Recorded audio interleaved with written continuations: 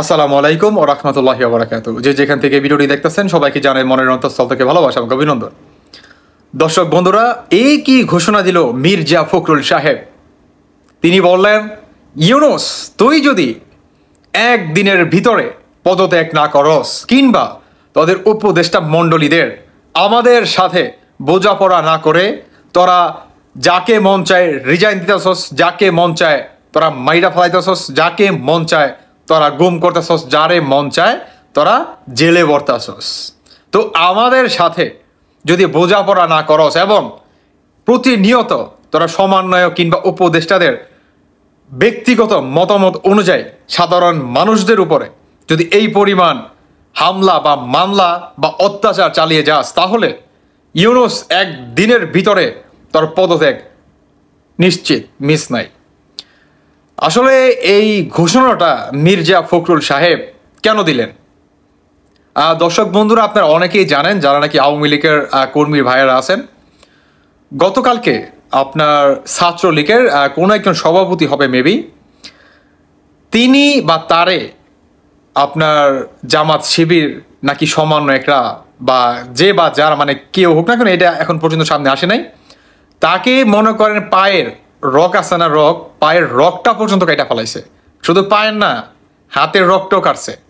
পায়ের রক, হাতের রক একদম কাটা ফেলাইছে। ইভেন মানুষটা রাস্তার ভিতরে কাতরাচ্ছিল, কিন্তু এত এত মানুষ কিংবা মিডিয়ারা তারা ভিডিও করছে, কিন্তু কেউ তারে ধইরা হসপিটালে নেয় নাই।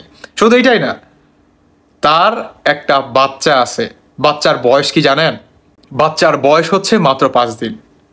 সেই মানুষটা যখন নাকি কাতরাতে কাতরাতে একটা পর্যায়ে মারা যায়, তখন মর্গে সেই তার বাচ্চা এবং তার মা, যার বয়স নাকি মাত্র 5 দিন ভাই, সেই বাচ্চাটা তার বাবার লাশের জন্য অপেক্ষায় ছিল মর্গের সামনে।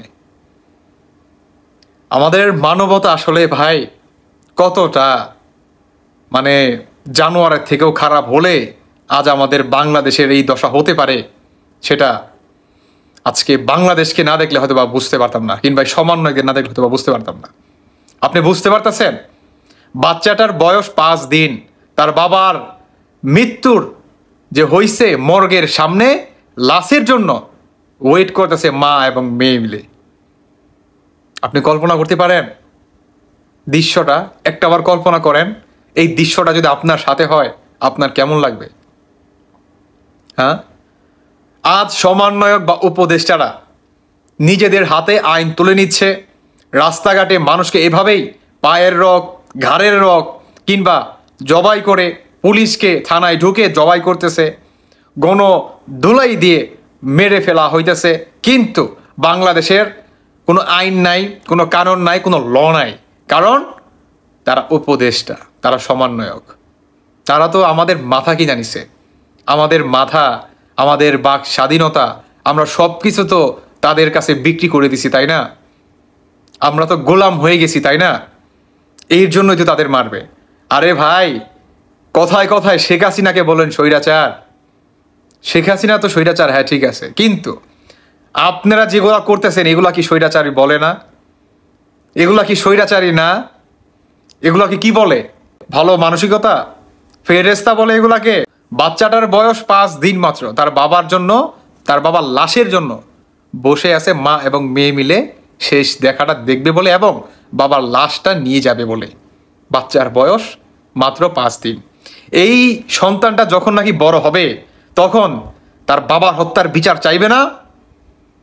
আজকে যে বা যারা নাকি এই কাজটা করলো, ভাই একটা কথা মাথায় রেখেন, ঘড়ির কাঁটা কিন্তু চারদিকে ঘুরে, হ্যাঁ, আর পৃথিবীটা কিন্তু গোল। তাই ঘুরে ফিরে ক্ষমতা সবার চেয়ারে আসে। যখন নাকি আওয়ামী লীগের পুনরায় ক্ষমতায় বসবে, 100% বসবে, কারণ আওয়ামী লীগকে বসতেই হবে। আওয়ামী লীগকে ক্ষমতায় বসতে হবে আওয়ামী লীগের কোটি কোটি মানুষদের জন্য।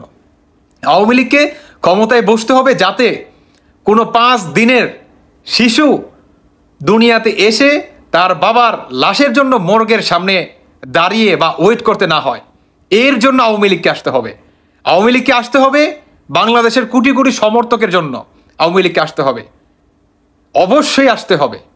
আপনারা যে বা যারা বর্তমান আওয়ামী লীগের এই সাধারণ মানুষদের উপরে বা কর্মীদের উপরে আপনারা গণহত্যা মামলা চালাচ্ছেন, লুটপাট, চাঁদাবাজি, দখলদারি চালাচ্ছেন, আপনাদের কি মনে হয় 10 বছর 15 বছর, আরে ভাই 20 বছর পরে হলেও তো আওয়ামী লীগ আসবে নাকি? হ্যাঁ, আওয়ামী লীগ তো স্বাধীনতার দল বাংলাদেশে, আওয়ামী লীগকে তো আপনি মুছে দিতে পারবেন না, ইম্পসিবল। তো 20 বছর পরও যদি আসে, আপনার কি মনে হয় আপনি বাঁচবেন? ভাই আমি কারো হয়ে কথা বলতেছি না, আমি শুধু উদাহরণ দিচ্ছি, উদাহরণ। তো যারা নাকি বলতেছে যে 15 বছর কিংবা 20 বছর পর যখন নাকি ক্ষমতায় আসবে তখন কি আপনাদের এই প্রতিশোধ নিবে না?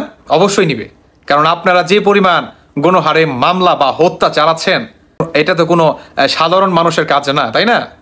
এটা কখনো ভালো মানুষের কাজ হতেই পারে না। অতএব বর্তমান বাংলাদেশে সমন্বয়ক বা উপদেষ্টাদের এইটার যে আপনার যেভাবে এই মানুষটাকে মারা হয়েছে, একমাত্র প্রতিবাদ জানালেন মির্জা ফখরুল সাহেব, আর কেউ জানায় নাই। আমি মন থেকে সেলুট জানাচ্ছি মির্জা ফখরুল সাহেবকে, এবং আওয়ামী লীগের যারা নাকি কর্মীরা আছেন, সাধারণ জনগণ আছেন, আপনারা একটু সাবধানে থাকবেন, এবং আপনারা অন্তত একা একা ঘোরাফেরা করবেন না। অন্তত 15 থেকে 20 জন কিংবা এরও অধিক যদি কোথাও যান, একসাথে যাওয়ার চেষ্টা করবেন আপনাদের নিজের সিকিউরিটির ক্ষেত্রে।